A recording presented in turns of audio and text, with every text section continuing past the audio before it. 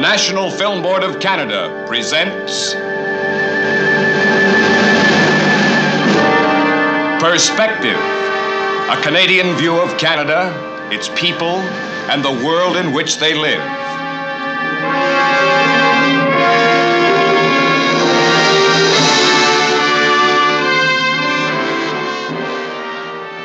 This week, Perspective presents Fighter Wing by William Weintraub.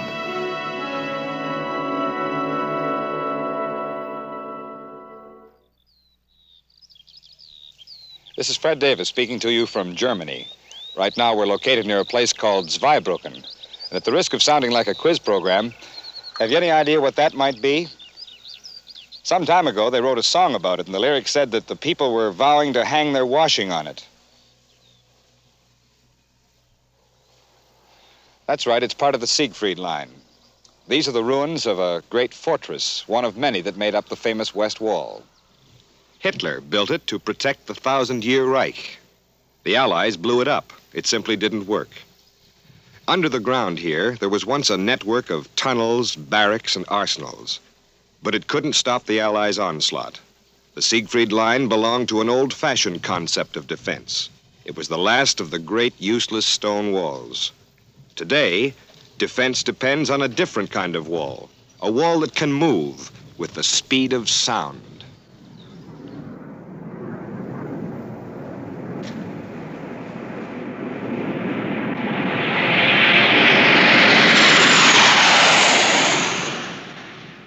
Sabre jets of the Royal Canadian Air Force.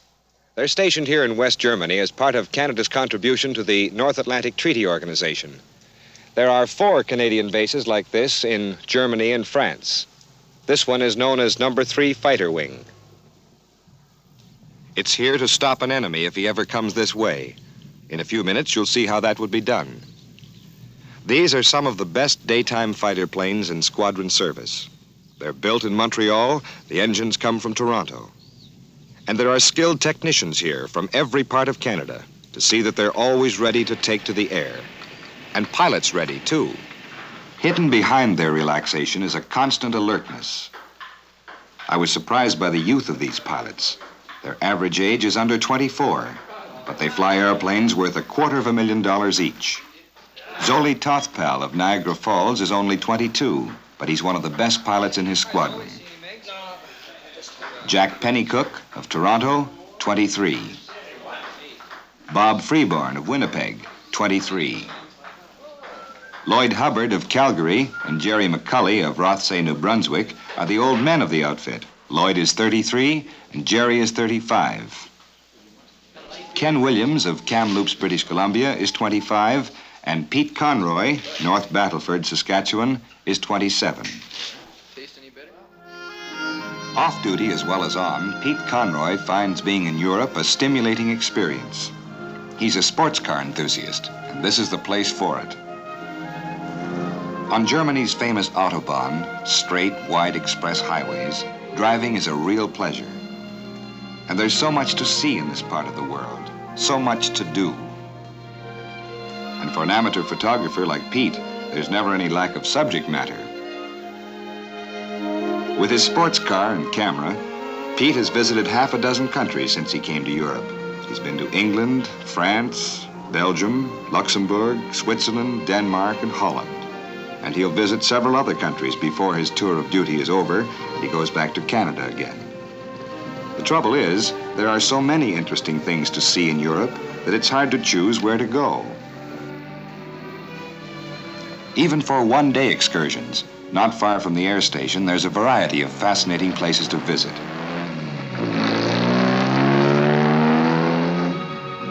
There's the old German city of Heidelberg, for instance, where visitors come from all over the world.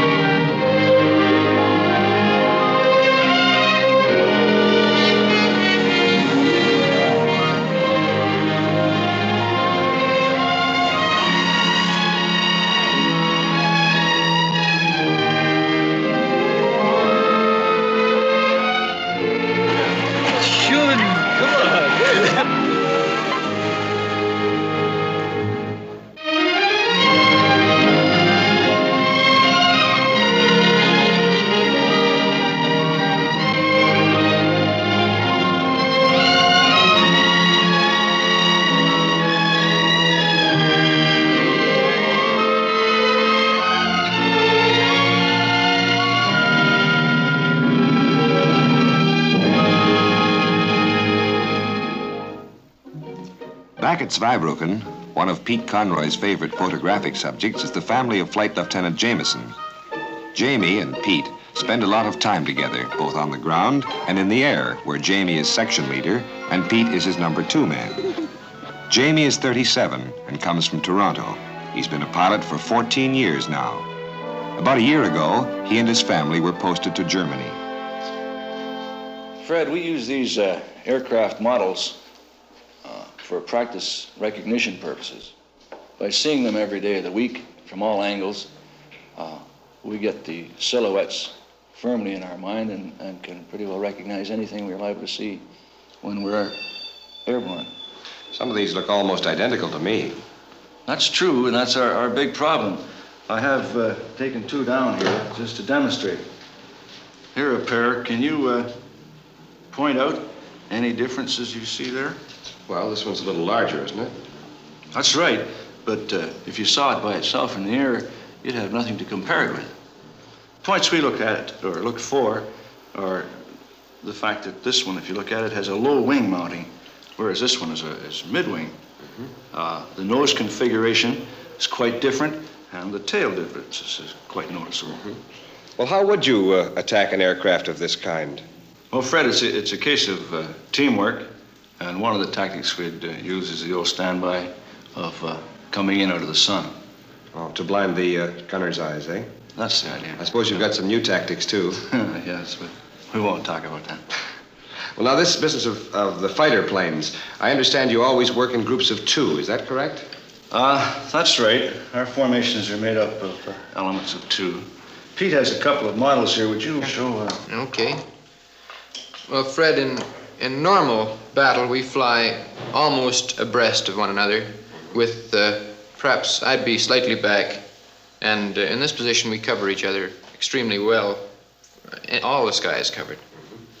Now, however, if we see a bomber such as we just discussed, and we are to investigate or make an attack on it, I'll drop back into a position almost line astern to Jamie, and by moving back and forth through his line of flight, and by checking over my shoulder, right from 6 to 6 both ways at all times, I can cover the entire sky to the rear, while Jamie is responsible for all the sky in front of us, as well as the target aircraft.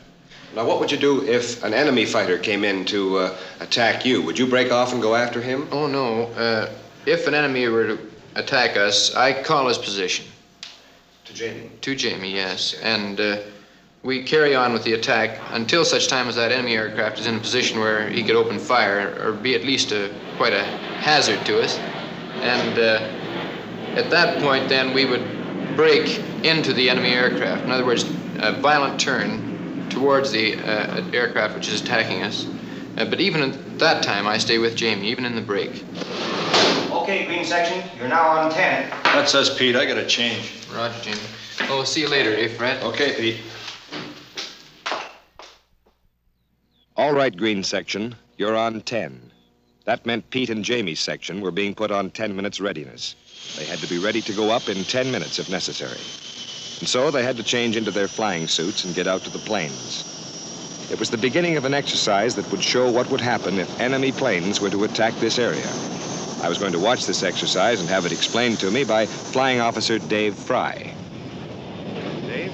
Yes. Dave Fry? Oh, hello, Fred. How are you? Fine, thank you. I think for a start we should watch this. It's a fast turnaround. Fast turnaround? What's involved in that? Well, these 2 aircraft have just landed. Now they're being checked over by the ground crew. They're getting more fuel and ammunition. They should be ready to go up again within a few minutes. You see, this is part of the exercise too, Fred. It's being done against the clock. Speed is pretty important then, is it? Oh, right. In this business, everything depends on speed. Under actual battle conditions, of course, we have to be able to get our aircraft back up into the air again as soon as possible after they've landed for fuel and ammunition. That would give you more striking power, wouldn't it? Yes, it does, Fred. It also means, however, that we're less likely to be caught on the ground by attackers. Oh, here, Pete and Jamie. Well, that didn't take long. Hi, fellas. Howdy. Are these the G suits I've heard about? That's right, Fred. They're actually called anti-G suits. Anti-G, what does that mean? Well, Fred, G, the letter G stands for gravity. Oh. And like every person has a weight, and it's actually caused by the gravity force of the Earth. Yes. Now, if we fly, it doesn't matter how fast we go, it doesn't mean a thing. G doesn't bother us, there is none. Yes. Other than the 1G we weigh. Yes. But if we go into a turn or pull up, then G, through centrifugal force, starts to take place. Well, now, how do these suits correct the condition? Well, they're initially form-fitting, Fred, as you can see. And they have bladders also in the stomach and in the legs that are inflated with air automatically through this hose we connect in the aircraft. Yes. And as we go into a turn, the air pressure increases through this hose, inflating the bladders so that the body is compressed, actually, by these bladders. And it tends to prevent the blood from flowing from the upper part of our body and causing blackout. It no longer can pool in our stomach and legs. Oh. See? I think we got to get cracking that, Right. Pete. Oh, we'll see you later then. Yeah, Thanks. so long.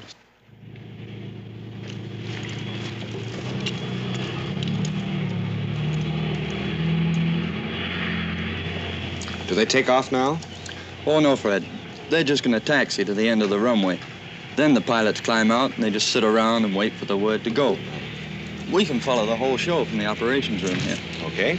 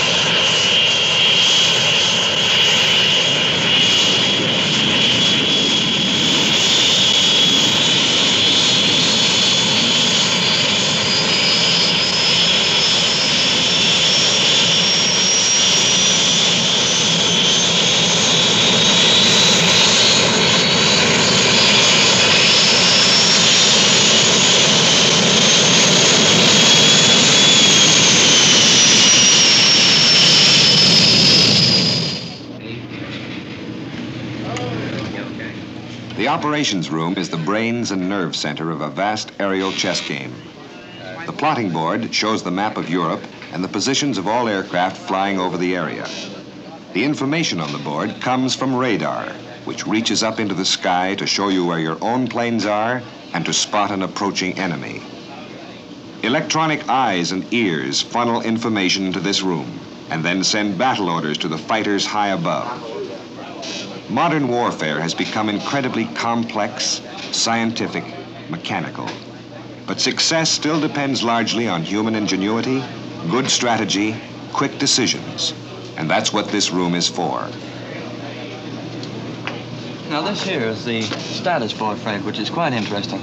It shows the disposition of our aircraft at all times, those which are in the air and those which are on one of the various states of operational readiness. Are Jamie and Pete shown on here? Well, yes. Here they are.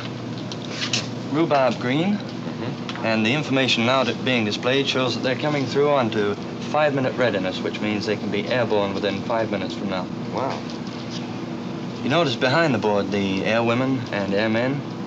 They're showing here information concerning the states of aircraft as they are changed, and also information concerning takeoff and landing of our planes. I see. But to get the overall picture, Fred, let's go over to the plotting board here. Okay. I'm going to step off on here. Excuse your earliness. Here's where we are, Fred. It's Zweibrucken. And over here, this solid line indicates the border of East Germany from where the enemy, so-called enemy, will come. Yes. Now, you'll see him indicated on the board by an arrow pointed in the direction he's flying. An arrow such as one of these. He'll be coming from here. Our fighters will be coming out of Zweibrucken to meet him and shoot him down before he reaches his target. And where will the target be? Well, his target could be anywhere in the industrial area of eastern France or western Germany. But for this instance, we've chosen Luxembourg. And how far is it from Luxembourg to the East German border? Well, roughly 200 miles. Now, that seems like quite a lot, but he'll be traveling at 600 miles an hour. To cover 200 miles would take him 1/3 of an hour. 20 minutes. We've got 20 minutes in which to stop him. See, at that rate, an atomic war wouldn't take too long to finish, would it? Certainly wouldn't, no. That's why we're constantly trying to knock seconds off our performance time here. Now, just exactly what do you have to do in that 20 minutes that you mentioned? Well, if you watch closely in here, Fred, and keep an eye on the clock, you'll see. He's going to cross the border here at 20 to 10. He's got to be shot down by 10 o'clock. Now, at the moment, the pilots are sitting in the tent at the end of the runway, just killing time. They don't know when they've got to go. They're just waiting for the word. 20 seconds to go.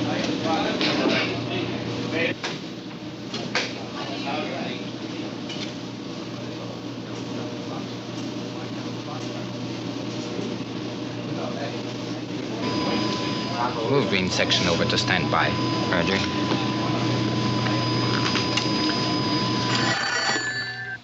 Green section. Move rhubarb green to standby. Roger, we're on 2. Let's go.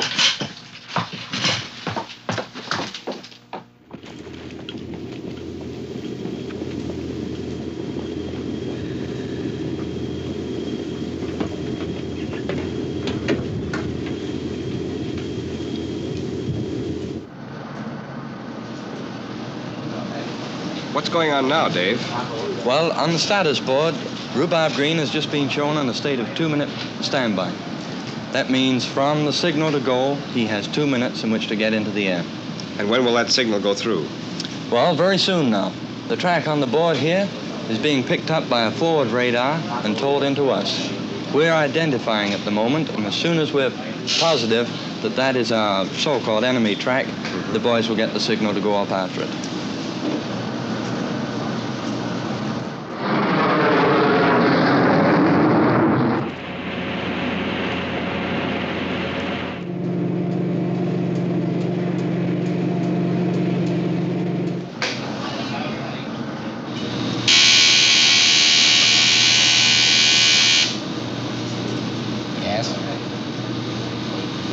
Roger. Track 78 has been identified as simulated enemy. Scramble rhubarb green. Roger. Scramble rhubarb green.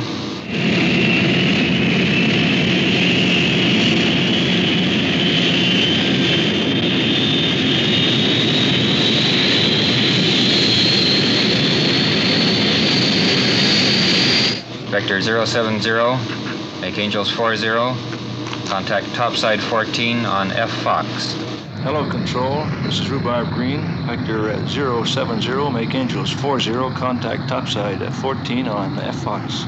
Green, roger out.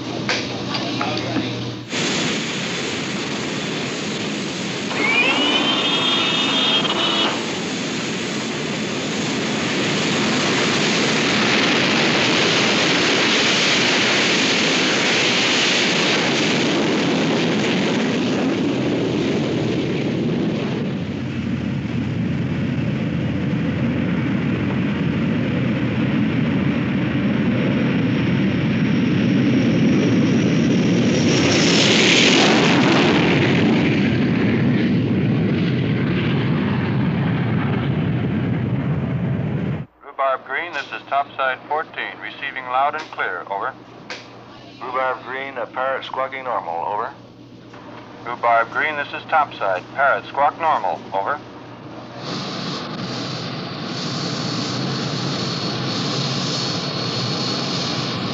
Topside 14, this is Rhubarb Green, off Zweibrucken, 2 chickens, climbing 070 to Angels 40, over.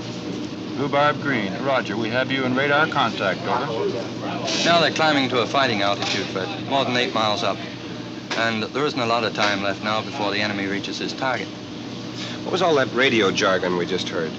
All code words, Fred. They're chosen because they don't get distorted too easily on the radio. Topside 14 is the call sign of our controller. Rhubarb Green is the call sign of James section. Angels, well, one angel is 1,000 feet. Would the fighter controller be located in here? Right, yes. He's at scope number 2 up here. Rhubarb Green, topside 14, vector 4, 360, over. Topside 14, this is Rhubarb Green, port 360, over. Rhubarb Green, roger. One steady, 360. Your bogey is 2 o'clock, 70, over. What's a bogey, Dave? Oh, bogey is the word used for a target aircraft. Here, the controller's turned his section onto a new heading and told them that when they've taken up that heading, his target will be at 2 o'clock for a distance of 70 miles. So this entire strategy can be planned right here on the radar scope. Oh, right. Yes, indeed. Yes, you see, here's our enemy aircraft, or bogey here. Here's our fighter section. The problem now is that of final positioning. We must get our fighters in the best possible position for an attack on our bogey. Topside 14, this is Rhubarb Green, steady at 360, Angels 40, over. Rhubarb Green, roger. Your target is now 1 o'clock, 50 miles. Tracking 240, 5,000 feet low, over.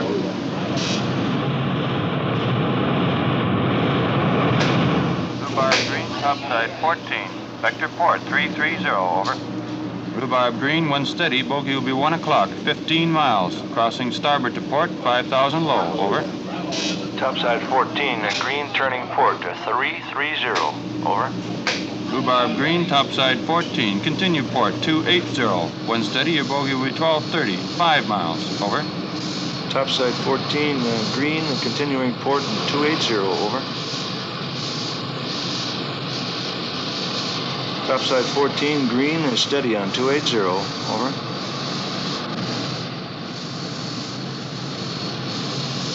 Tally ho, 1230, 3, 1 bogey, over. Rhubarb Green, roger. Check your tally ho at 1230, 3. Investigate bogey, over.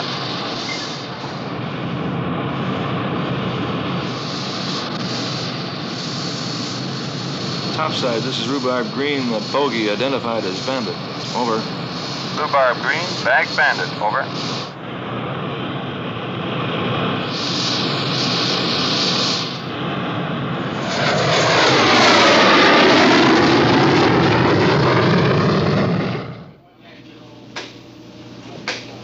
Topside, Rhubarb Green, splash 1 Bandit, over.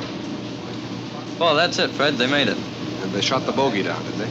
Well, in theory, yes. Splash 1 Bandit means 1 enemy aircraft has been destroyed. Green lead, Green 2 damaged, over. Green 2, Green lead checks. Topside 14, this is Green lead. Request to steer for base, over. Rhubarb Green, topside 14, roger. Steer 220 for base. One steady, base is 12 o'clock, 50 miles. Your base weather requires GCA. We'll do a handoff from GCI to GCA. Your tower has been advised your number 2 man is damaged. Over. You see, in theory, Pete's aircraft has been damaged by enemy action. And what happens now? Well, he's just asked for his instructions for reaching home. The controller has given them to him. And to make things a bit more interesting, they're going to do a ground-controlled landing. Oh, you mean bad weather? Well, we're pretending for the sake of the exercise that base weather is closed in.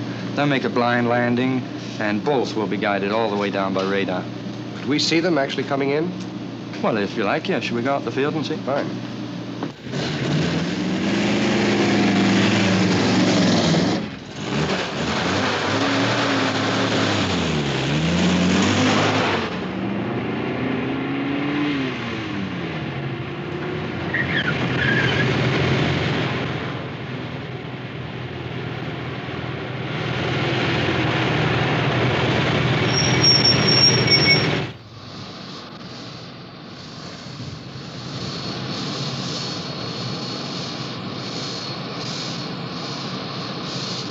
We can watch the whole show from up there, Fred.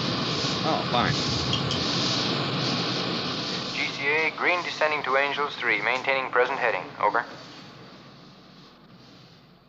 How are they doing?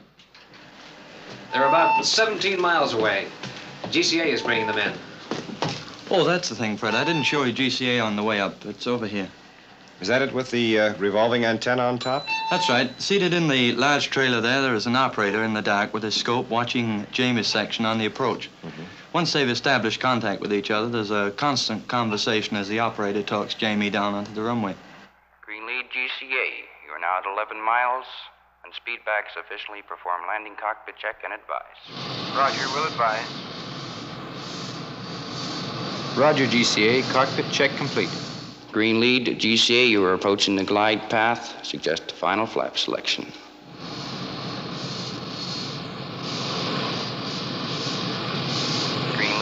your final controller. How do you read me? Roger, GCA. Read you 5 square. Over. They're coming into the stretch now, Fred. From this point on, the pilot doesn't acknowledge any more of his instructions. He just keeps listening to the operator and adjusting his controls accordingly. I see. How long will it be before he lands? Oh, not much more than a minute now. We should see them soon. Greenlead, this is your final controller. You're now on final approach for runway 4. Do not acknowledge further instructions. Maintaining 2,000, approaching 3 miles from touchdown. On the glide path now, commence descent. 700 feet per minute standard rate. 030 is your heading on course. Azimuth is good. 2.5 miles from touchdown. Holding your glide path nicely, rate of descent is good. On course, 030 is the heading, turn right 2 degrees, 032. Slight left drift, 1 3/4 miles from touchdown. Back on course, heading 032. Approach heading 032 is good. You're on course, approaching the runway nicely. Your glide path is good. 1 mile from touchdown. On course, on glide path as you pass through GCA controllers, the limits 1/2 mile from touchdown. 032 is your heading, turn left 030. Over the airport boundary, 1,000 feet from the approach end of the runway, 030 the heading. Approaching the end of the runway, on course, on glide path. You're over the end of the runway now. Approaching touchdown, over touchdown now. Take over visually and land your airplane. GCA is standing by.